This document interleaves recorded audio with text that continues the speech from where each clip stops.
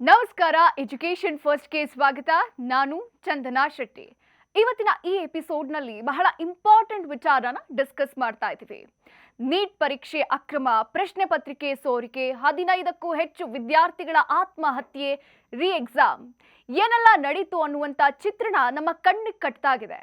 ಹೀಗಾಗಿ ಮತ್ತೊಮ್ಮೆ ಈ ಅಕ್ರಮ ನಡಿಬಾರದು ಅನ್ನುವಂಥ ನಿಟ್ಟಿನಲ್ಲಿ ಕೇಂದ್ರ ಸರ್ಕಾರ ನೀಟ್ ಪರೀಕ್ಷೆಯಲ್ಲಿ ಮಹತ್ವದ ಬದಲಾವಣೆಯನ್ನ ತರುವುದಕ್ಕೆ ಮುಂದಾಗಿದೆ. ಅದೇನು ಅಂತ ನೋಡೋಣ ಈ ವಿಡಿಯೋದಲ್ಲಿ. ನೀಟ್ ಪರೀಕ್ಷೆ ಇಡೀ ದೇಶದಾದ್ಯಂತ ಲಕ್ಷಾಂತರ ವಿದ್ಯಾರ್ಥಿಗಳು ನಾನು ಒಬ್ಬ ಡಾಕ್ಟರ್ ಆಗಬೇಕು ಅಂತ ಕನಸನ್ನ ಕಟ್ಕೊಂಡು ಬರೆಯೋ ಕಠಿಣಾತಿ ಕಠಿಣ ಪರೀಕ್ಷೆಗಳಲ್ಲಿ ಇದು ಒಂದು. ಎಷ್ಟೇ ಜಾಗರೂಕತೆಯಿಂದ ಪರೀಕ್ಷೆ ನಡೆಸಿದ್ರೂ ಕೂಡ ಕಳ್ಳಾಟ ನಡೆದು ರೀ ಎಕ್ಸಾಮ್ ನಡೀತು ಈ ವರ್ಷ. ಆದ್ರೆ ಮುಂದಿನ ವರ್ಷದಿಂದ ಇದು ರಿಪೀಟ್ ಆಗಬಾರ್ದು ಅನ್ನುವಂತ ನಿಟ್ಟಿನಲ್ಲಿ ಕೇಂದ್ರ ಸರ್ಕಾರ ಹಾಗೂ NTA ನ್ಯಾಷನಲ್ ಟೆಸ್ಟಿಂಗ್ ಏಜೆನ್ಸಿ ಒಂದು ಮಹತ್ವದ ಚಿಂತನೆಯನ್ನ ಮಾಡಿದೆ. ಏನಂದ್ರೆ, ಇಷ್ಟು ದಿನ ನೀಟ್ ಪರೀಕ್ಷೆ ಹೇಗೆ ನಡೀತಾ ಇತ್ತು ಅಂದ್ರೆ OMR ಶೀಟ್ ನಲ್ಲಿ ಆಪ್ಷನ್ಸ್ ಗಳನ್ನ ಫಿಲ್ ಮಾಡಬೇಕಾಗಿತ್ತು. ಆ ಮುಖಾಂತರ ಮಾರ್ಕ್ಸ್ ಕ್ಯಾಲ್ಕುಲೇಟ್ ಆಗ್ತಾ ಇತ್ತು, ವಿದ್ಯಾರ್ಥಿಗಳಿಗೆ ರ್ಯಾಂಕ್ ಬರ್ತಾ ಇತ್ತು. ಆದ್ರೆ ಇನ್ಮುಂದೆ ಈ ಒಂದು ಹಳೆ ಸಾಂಪ್ರದಾಯಿಕ ಪದ್ಧತಿಯನ್ನ ಬಿಟ್ಟು ಕಂಪ್ಯೂಟರ್ ನಲ್ಲಿ ಪರೀಕ್ಷೆಯನ್ನ ನಡೆಸೋದು ಉತ್ತಮ ಅನ್ನುವಂತ ನಿರ್ಧಾರಕ್ಕೆ ಬಂದಂತೆ ಕಾಣ್ತಾ ಇದೆ. ಇವರೆಗೂ ಕೂಡ NTA ಇಂದ ಅಧಿಕೃತ ಘೋಷಣೆ ಆಗಿಲ್ಲ, ಇನ್ನಷ್ಟೇ ಪ್ರಕಟಣೆ ತಿಳಿಸಬೇಕಾಗಿದೆ. ಆದ್ರೆ ಈ ಒಂದು ಚಿಂತನೆಯನ್ನ ಮಾಡ್ತಾ ಇರುವುದಕ್ಕೆ ವಿದ್ಯಾರ್ಥಿಗಳಲ್ಲಿ ಒಂದ್ ರೀತಿ ಸಂತಸಕ್ಕೆ ಕಾರಣ ಆಗಿರುವಂತದ್ದು.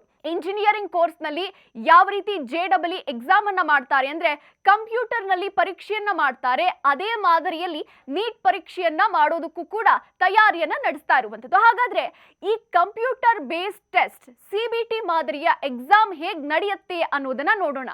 ಇಡೀ ದೇಶದಾದ್ಯಂತ ಸುಮಾರು 1,000 ಹೈಟೆಕ್ ಪರೀಕ್ಷಾ ಕೇಂದ್ರಗಳನ್ನ ಸೆಲೆಕ್ಟ್ ಮಾಡಲಾಗುತ್ತೆ. ಆ ಒಂದು ಹೈಟೆಕ್ ಅಂದ್ರೆ ಅತ್ಯಾಧುನಿಕ ಪರೀಕ್ಷಾ ಕೇಂದ್ರಗಳಲ್ಲಿ ಒಮ್ಮೆಲೆ 5 ಲಕ್ಷ ವಿದ್ಯಾರ್ಥಿಗಳು ಆರಾಮಾಗಿ ಪರೀಕ್ಷೆ ಬರೆಯಬಹುದಾದಂತ ವ್ಯವಸ್ಥೆ ಇರುತ್ತೆ. ಅಂದ್ರೆ ಸರಿಸುಮಾರು ಅಂದಾಜು ಪ್ರತಿ ವರ್ಷ 20 ರಿಂದ 22 ಲಕ್ಷ ವಿದ್ಯಾರ್ಥಿಗಳು ನೀಟ್ ಪರೀಕ್ಷೆಗೆ ಹಾಜರಾಗ್ತಾರೆ. ಈ ವರ್ಷವೂ ಕೂಡ 22 ಲಕ್ಷ ವಿದ್ಯಾರ್ಥಿಗಳು ನೀಟ್ ಪರೀಕ್ಷೆಗೆ ನೋಂದಣಿಯನ್ನ ಮಾಡ್ಕೊಂಡಿದ್ರು. ಹೀಗಾಗಿ ಒಂದು ವಾರ ಅಂದ್ರೆ 6 ದಿನಗಳ ಕಾಲ ಹಂತ ಹಂತವಾಗಿ ಪರೀಕ್ಷೆಯನ್ನ ಮಾಡೋದಕ್ಕೆ ಪ್ಲಾನ್ ಅನ್ನ ಮಾಡಿಕೊಳ್ಳಲಾಗ್ತಾ ಇದೆ. ಅಂದ್ರೆ 6 ದಿನ ಬೇರೆ ಬೇರೆ ಪ್ರಶ್ನೆ ಪತ್ರಿಕೆಗಳನ್ನ ಕೊಟ್ಟು ವಿದ್ಯಾರ್ಥಿಗಳಿಗೆ ಕಂಪ್ಯೂಟರ್ ಬೇಸ್ಡ್ ಟೆಸ್ಟ್ ಅನ್ನ ನೀಡಲಾಗುತ್ತೆ.